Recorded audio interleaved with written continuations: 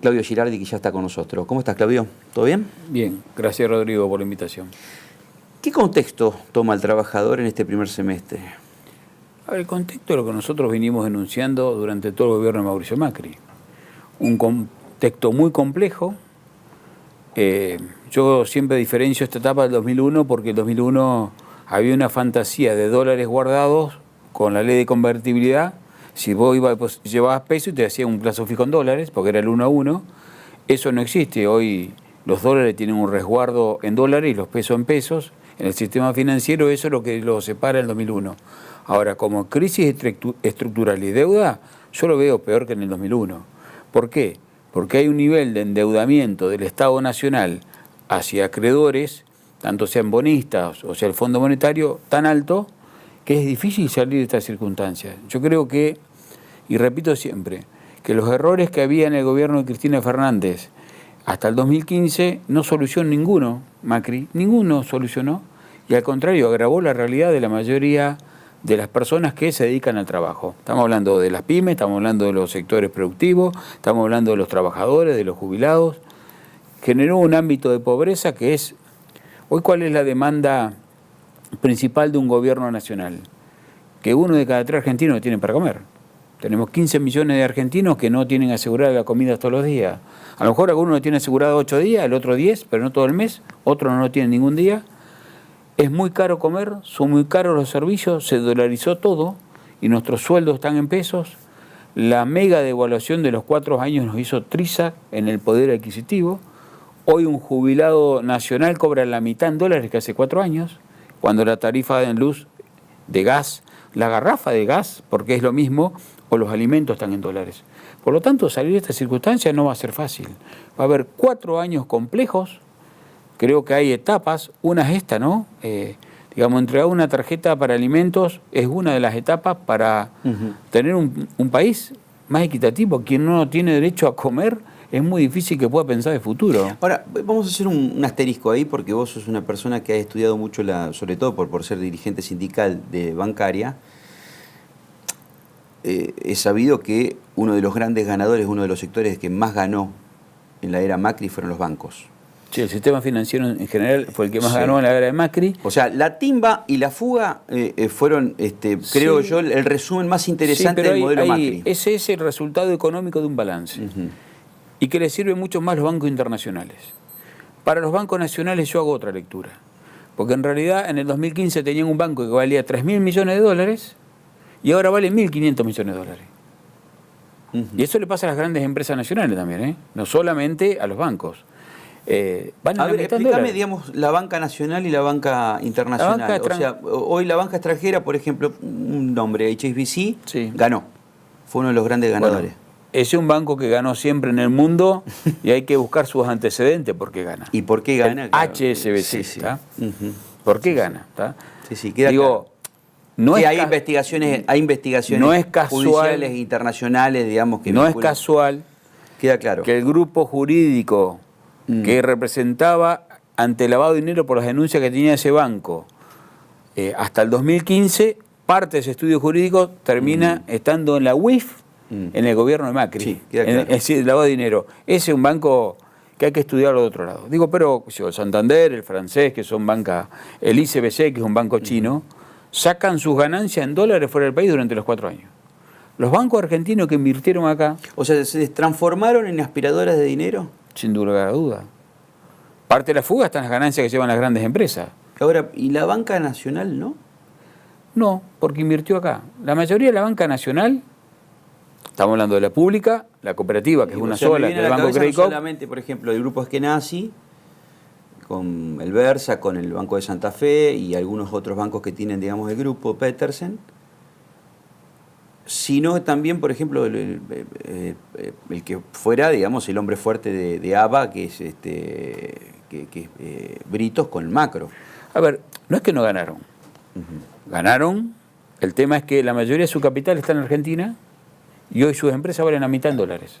Por lo tanto, si un jugador internacional viene a comprarlos, entre el 2015 y hoy... Están más vulnerables. La compra a la mitad de precio. Porque la moneda de intercambio mundial es el dólar. Y si una empresa valía, repito, 3.000 millones de dólares en el 2015 hoy vale 1.500 millones de dólares. Entonces, más allá de las ganancias que tengan. Entonces digo, sin lugar a duda que los bancos o el sistema financiero ha sido uno de los grandes ganadores, como la industria petrolera, como quienes producen, transportan la electricidad. No hablo de la distribución, que digamos, la energía eléctrica tiene 3 componentes económicos. Quien la produce, quien la transporta, que son los que más ganan, y después que la distribuye el que menos gana. Porque cuando hay tormenta se le caen los postes, tiene que poner mayor tendido de alumbrado, controlar un sistema de ciudades, y en un país tan extenso como en Argentina, o ciudades tan grandes, no es tan fácil el tendido eléctrico, y porque venimos con un atraso infernal de inversión, ¿no? En general. Pero digo, las productoras y la distribuidora y las productoras de energía eléctrica son las que más ganaron, con la de gas también. La minería fue la que más ganó. ¿Esto quiere decir que el gobierno tiene todo el contexto como para negociar a la baja la paritaria? No es a la baja, va a hacer lo mejor que pueda. ¿Qué significa eso en términos, digamos, de poder adquisitivo del trabajador? A ver, yo creo que hay que hacer acuerdos. Nunca fui de hacer acuerdos cortos, pero en muchos sectores hay que hacer acuerdos trimestrales, cuatrimestrales, para saber qué pasa dentro de 6 meses, dentro de 4 meses. ¿Monitoreo constante? Con un monitoreo constante.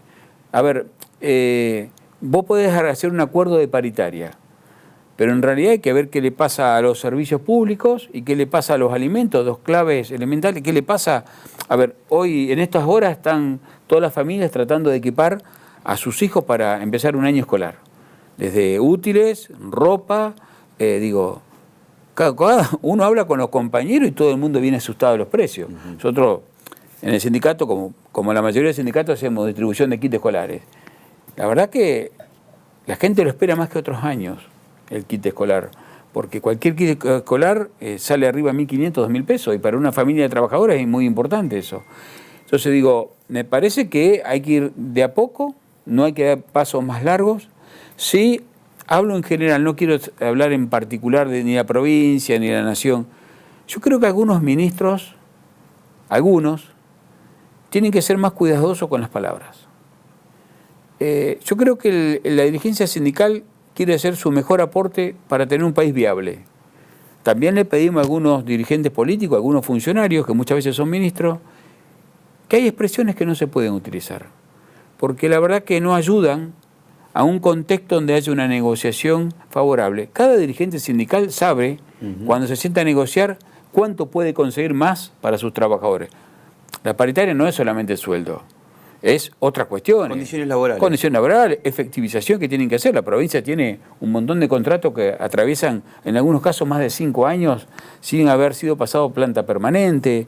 Digo, seguramente compañeros de la actividad sindical que representan trabajadores de la provincia van a hablar con mayor claridad que uno, ¿no? Me parece que, podemos apuntar a uno de los ítems que vos estás abarcando de forma general, podemos llevarlo a una reforma previsional, porque dejó deslizar el ministro Borgonovo, que es el jefe de gabinete, de que la situación de la caja es deficitaria y va creciendo ese déficit, y cuál sería el rol de una reforma previsional. Te doy la respuesta que te di antes.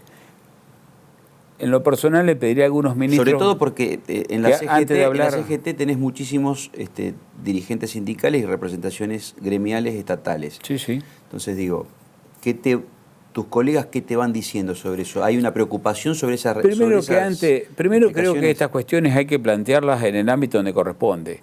Y como la plata de los jubilados no es de los que gobiernan, sino es de los jubilados, quien representa a los trabajadores activos y pasivos son los dirigentes sindicales de esos gremios. Hay que convocar a las organizaciones sindicales y empezar a hablar en una mesa antes de hacer declaraciones públicas. ¿Te generó preocupación eso? Me genera preocupación porque me parece que es innecesario decirlo. No es que no exista un tema, un problema, pero, a ver, cualquier dirigente sindical del Estado te va a plantear que la misma caja de jubilaciones vos tenés el personal de seguridad que se jubila con menos años de aporte en la misma caja y reparten la misma plata. Si vos querés, como Estado, tener, caso por ejemplo la policía, adentro, bueno, tendrás que buscar recursos externos para pagar los pocos años de aporte comparado con un portero de una escuela, comparado con un docente, con un trabajador vial, que a lo mejor a veces llegan a 40 años de aporte. Entonces digo, me parece que antes de hablar en los medios hay que sentar las bases de las mesas para poder discutir. No estamos en un momento fácil para hacer declaraciones en forma que al menos no tengan un contenido específico de hablar. Sí, porque generan alertas. Generan alertas que a veces no son necesarias en el marco de una paritaria. No es que no existe problema, no estoy negando el problema. Estoy diciendo, me parece que en los medios no se arregla. Y por eso uno le dice a veces a los ministros, antes de hablar, den 2 vueltas la idea en la cabeza, consúltenlo, hablen menos y sean más concretos a la hora de gobernar. Porque en realidad los problemas de la gente existen. La pobreza no se terminó en 3 meses. Creo que vamos en pasos correctos con medidas que ha tomado el presidente de la Nación, como el reparto de la tarjeta, como buscar algunas formas de generar recursos, porque ¿qué le podemos hablar de futuro? Acá hablamos de jubilación. Fue una persona que dedicó una vida al trabajo y cobra, ¿qué es la jubilación? Un salario diferido. Vos ahorraste para un día tener un salario diferido ya cuando tu cuerpo no te da más para trabajar y querés disfrutar de la última etapa de tu vida.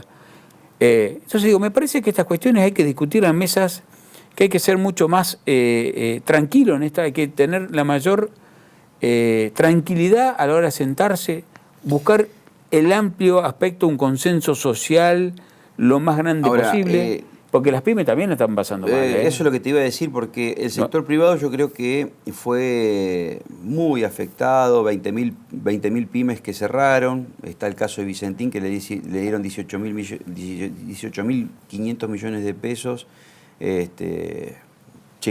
cheque abierto directamente, digamos. Un solo banco, y que es la banca estatal, que es la banca, digamos, que depende de todos nosotros, y con el agravante de que significa el 20% de la cartera financiera que tenía, o sea, para poder otorgar esos créditos, sí, violando distintos pactos supranacionales. Ahora, lo del tema de, viste esa frase, palabras más, palabras menos, dicen, los hechos o la historia, digamos, se escribe primero como tragedia y luego como farsa. Me preocupa mucho lo de los retiros voluntarios. La era de los retiros voluntarios. Ver, acá cuando se habla, el otro día una colega tuya de una radio me hacía una pregunta sobre el tema de, por algo que dijo o no dijo el ministro de Trabajo Nacional Moroni. Yo, que cuando se habla de extender la edad jubilatoria, hablan sobre hipotéticos que no existen. ¿Por qué?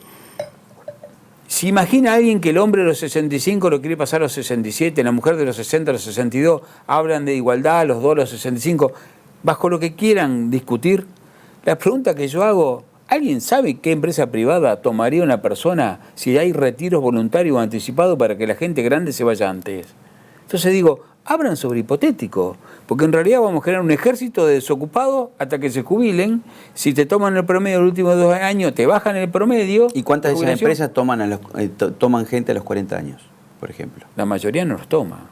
Yo te diría que no existen, digamos, 40, 45 raro caso, quedan y fuera del sistema. A ver, raros casos y alguna actividad muy específica, a veces algún tornero, algún soldador específico, algún rubro muy específico que a lo mejor hace falta en una demanda por alguna cuestión. Pero mientras la rueda productiva no se ponga, digamos, si vamos a la teoría del ajuste de la década del 90, esto termina muy mal. Termina muy mal y a corto plazo. Lo que propone Alberto Fernández es otra cosa, que la rueda de la economía funcione para que meter plata de abajo para arriba para que empiecen a funcionar las pymes. Entonces digo, no hay otra forma. Primero resolver el problema de los que no tienen para comer y no tienen tiempo para explorar. Claro. Y después generar un país a futuro. Yo repito, nos van a surgir millones de problemas en estos años.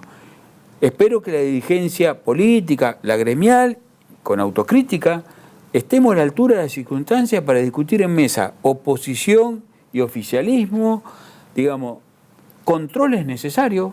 Me parece que la discusión de fondo es controles cruzados, y me parece que es la tolerancia. A ver, por ejemplo, te doy un caso. Estoy bastante cansado de los acuerdos de precios, digamos, con mesas grandes donde estén remarcadores de precios históricos, y me parece que el control, después con 40 inspectores, bueno, podés controlar si están cumpliendo o no.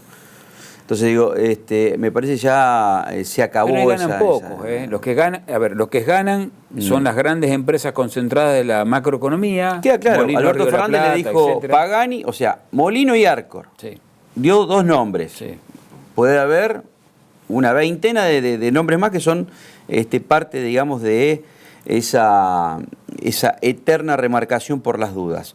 Pero también dentro de la cadena de comercialización están grandes supermercadistas, digamos, sin duda, que meten. Pero a ver, y lo otro es, hay que discutir la ley de góndola lo antes posible, cosa que si vos tenés una pyme que puede producir solamente 10.000 latas de tomate natural, puedas llegar a un supermercado, y no venga y te la compre una grande bajo la marca del supermercado, marcas que tiene algunos supermercados propia. Entonces digo, me parece que ese es el tema. Y lo otro, buscar una línea de financiamiento lo más económica posible. Por lo general se hace a través, en la nación, del banco más grande, la nave insignia del sistema financiero, que la verdad que el gobierno Macri la destrozó bastante, sacándole en 2 presupuestos seguido plata, más niveles de préstamo como el que vos acabas de decir, hay que ver qué más hay, porque a medida que pasa el tiempo... Me parece que se abre la caja de Pandora. Exactamente. Acá en Santa Fe se negó un crédito hipotecario porque no daba las condiciones, estaba en situación 5 irregular, a una cercana dirigente a Carrió, y vino autorizado de prepo desde el directorio de Buenos Aires. A Lucila Lehmann. Bueno, entonces digo, a ver, esos casos, porque hay que estudiarlos cuántos son, porque en realidad si son muchos es preocupante por la situación del patrimonio del banco. Ahora, yo insisto, me parece que oficialismo y oposición, dirigencia sindical, dirigencia social, dirigencia empresaria, y cuanto más actores haya, hay una mesa de discusión porque van a ser años muy complejos. Y la verdad que a la gente hace rato que hay algunos sectores que le están diciendo que se quiebra en una elección. Uno puede cambiar un modelo, pero el cambio de la realidad del ser humano, de la pyme, del trabajador, de la familia, tarda un tiempo en cambiar. Y vamos a estar en un tiempo importante en situación bastante dura, sobre todo en este primer semestre. Gracias, Claudio, como siempre. No, gracias a vos por la invitación.